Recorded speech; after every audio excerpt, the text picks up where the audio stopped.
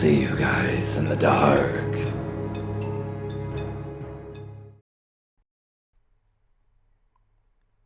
To understand why my mother and I were out at Whitlock Lake, I have to give you a little background on us.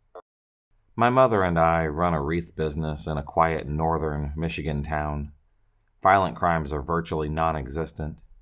It was fall. Around this time of year, the forests in Michigan can become rich with color. This day was full of warmth and color. Instead of buying pine cones for decorating wreaths, we decided to go foraging for them in our local woods. I knew about Whitlock Lake from high school days. Some of my friends and I went out there a couple of times to party. It's a small camping area with about 3 sites. This lake is connected to another bigger lake a few miles down the road. It is in a small, old logging town called Jennings. Pop 20, maybe a little more or less. The times that I went out there as a high school student, it never had a strange feeling in the air. The day my mother and I went to go forage, the air was thick with fear, and we felt like we were being watched. We thought maybe it was just a small woodland creature hiding and watching, waiting for us to just leave, so we continued. About an hour goes by, and we decided to move on. We moved to where the forest meets the water. There are cute, tiny little baby pine cones that we use for our tabletop wreaths. Shortly after we found ourselves at the edge of the lake, we heard a few gunshots from across the lake. We live in northern Michigan. People are getting ready for hunting season around this time of year, so we just shrugged it off. We got into our car and moved down the trail. When we got out of my car, I noticed quite a few gunshot shells on the ground. Again, it's not common to find shells of any sort on the ground this time of year. We continued. We were at the end of the trail with the last 2 campsites on either side of the trail. We continued foraging for about 20 more minutes. As we walked across the trail to the next site, we noticed something was very strange. At the opening of the campsite, we noticed a tall 5 or 6 foot wooden pole. At the top of that pole, we saw 2 leather straps wafting in the wind.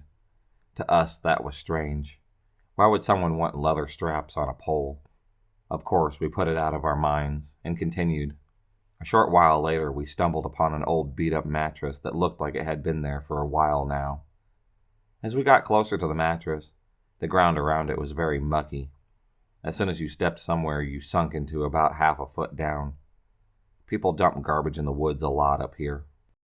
When we started walking past it to get to the pine cones on the other side, this horrible smell seeped into our nostrils. We both looked at each other at the same time. Got the hell out of there. By now we're scared out of our wits.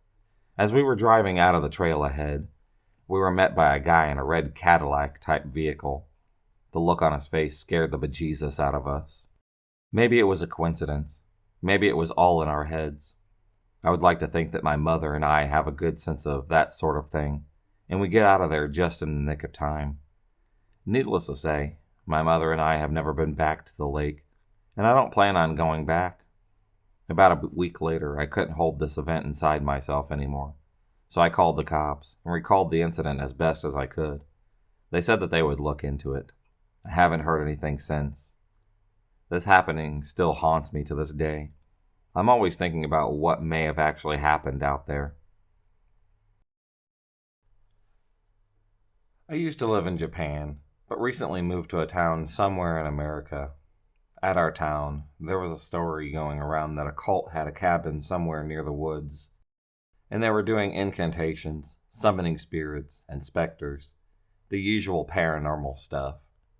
Me and my friend Jack, whom I had met when I first came to town, didn't really believe in the paranormal, so when we had an opportunity to do so, we would every so often camp near the section of where the camp was rumored to be and search around for it.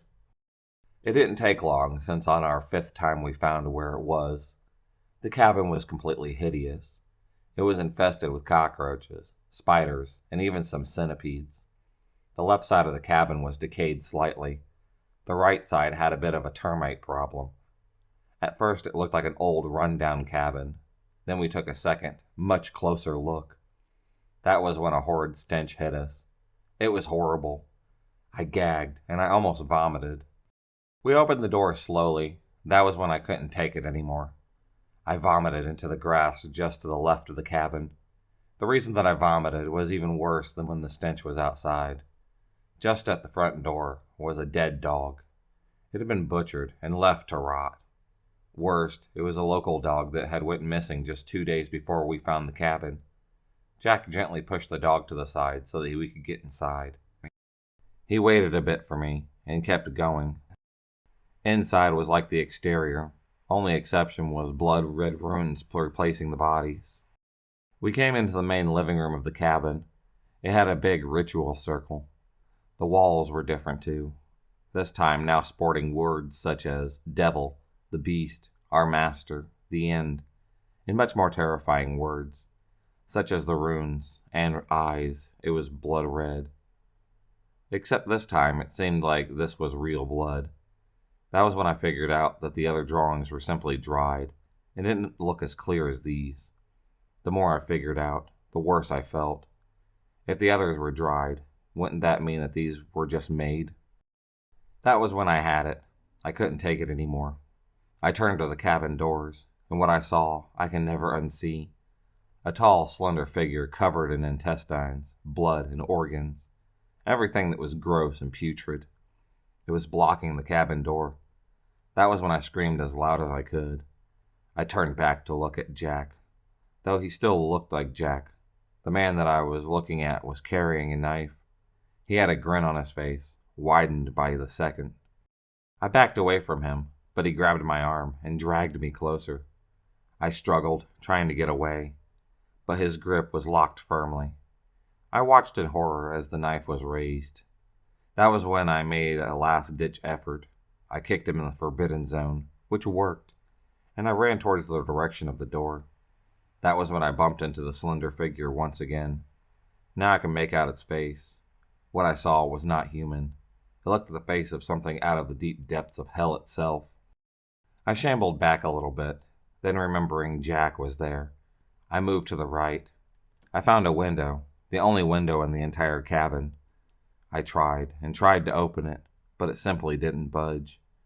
I turned back in shock as I realized that this was how I was going to die. I was going to be murdered in some satanic cabin by my friend. I crouched down, now in tears, and closed my eyes. I waited for the knife to end it all. I waited, but eventually nothing happened. So I slowly opened up my eyes and saw that it was daytime. Jack, or what I believe was possessed Jack, had collapsed on the floor, still clenching the knife. The slender figure was gone. I tried at the window again, and now that it was daytime, I saw that it was locked. I unlocked it and opened it up. How silly, I thought, that I didn't check for the locks. I made a mental note to always do that, and then proceed to exit via the window, carrying Jack through it first. I ran to our campsite, put Jack in his tent, and went into mine. I recapped on what happened, and then put this in my diary.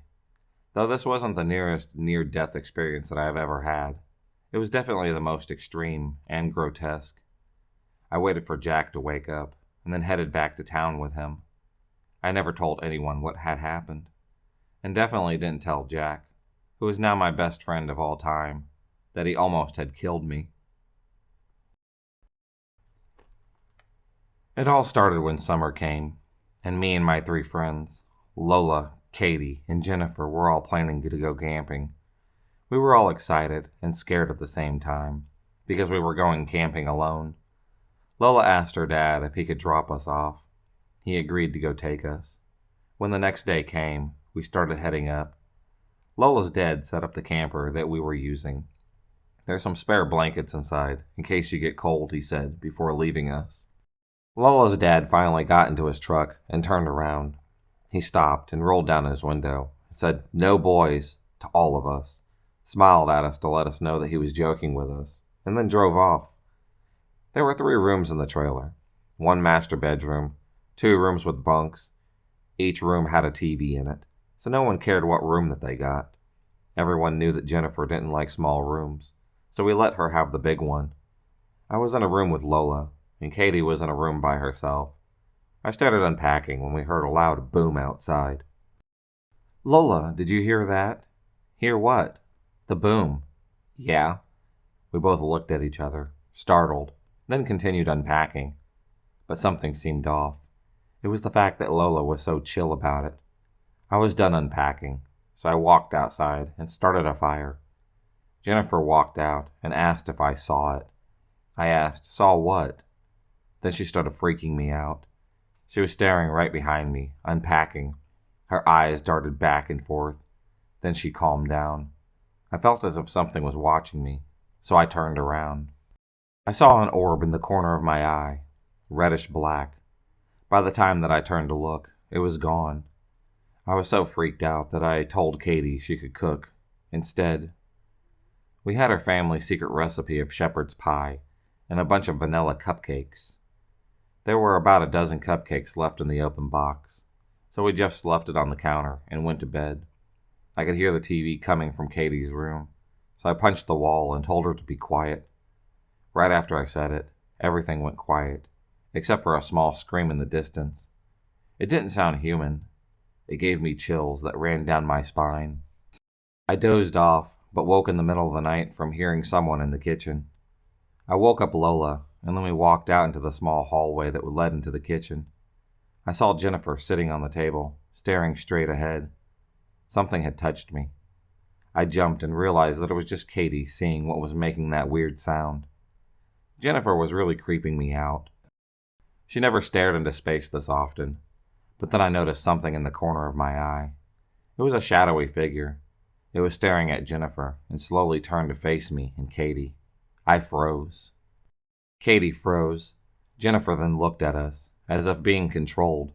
Then the figure ran out of the window. Jennifer then dropped her head onto the table. We tried to wake her up, but ended up falling asleep.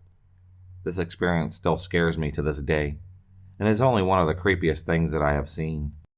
Me and the others are still very close friends. We live together now. But we all remember that night, and whatever it was we saw. It turns out Jennifer remembers seeing it in the daytime, but was out cold when the rest of us saw it. It freaks us out even more now knowing that our friend wasn't even awake and staring into space, eyes wide open. I was at camp, and I hate camping, but as a leader, I had to do it. I brought my laptop to entertain me when I got out there. I set up a main tent when one of my friends named Anthony, who is one of the leaders, came up. We were joking when a green blur ran across the field that made up our campsite. We both waited until every scout was there. We said the rules. They began cooking with food. Now this was survival camp, and the scouts collected firewood. I light the fire, and we start cooking rabbit when one of the campers screamed 2 bright eyes were staring out of the trees. Then I did something that I regret. I yelled, "Good joke, now get the hell out of there." My friend said to calm down, aimed his flashlight at the tree. We saw the blur once again, after about 1 more hour. It was time to go to sleep. So we showed the scouts to their tents, and then we moved to our own. I opened up my laptop to get some work done when I heard a scream. I ran outside, looked around. I saw a group of scouts running towards me. I looked around, saw the bright eyes staring near their tent. I took the scouts into the main tent and asked them what they saw. Then one of them said, "We're not quite sure." I asked for details, and then they told me what the color of it was. I woke up Anthony. We both walked outside. We had grabbed kitchen knives, and then we walked up, and then saw the green shape. "What the fuck are you playing at?" Anthony yelled. It turned around. It was a large shape. It gave an inhuman screech before running off into the woods. The next day we told the campers to pack up their stuff and move out. When we were moving, I happened to have seen the blur on the edge of the woods. I questioned everyone, asking them if they knew what the hell that thing was. No one knew. When I was about 14 or 15, my dad and I went camping with one of my friends at a local park 5 miles from where we lived. The campgrounds is located in the biggest state park in our area, with miles of trails, many of which are for horseback riding or mountain biking, in addition to being able to walk these trails. The day after we initially set up camp, we decided to hike some of the trails after breakfast. After walking for about 20 minutes, we come to this group of trees with people standing on the ground and hanging out in the trees. The odd part is they were all wearing medieval clothing. They all had some sort of weapon. They were asking if we were part of some clan, and if we weren't, then we couldn't pass.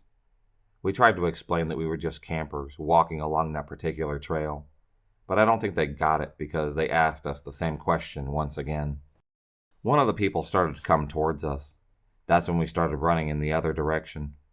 At the time, we weren't sure who those people were and what they were supposed to be doing out in the middle of the woods. And now that I think about it, they're probably a group of people LARPing. But at the time, I, nor my dad and his friend, knew exactly what LARPing was and didn't know it was a thing. I laugh about it now.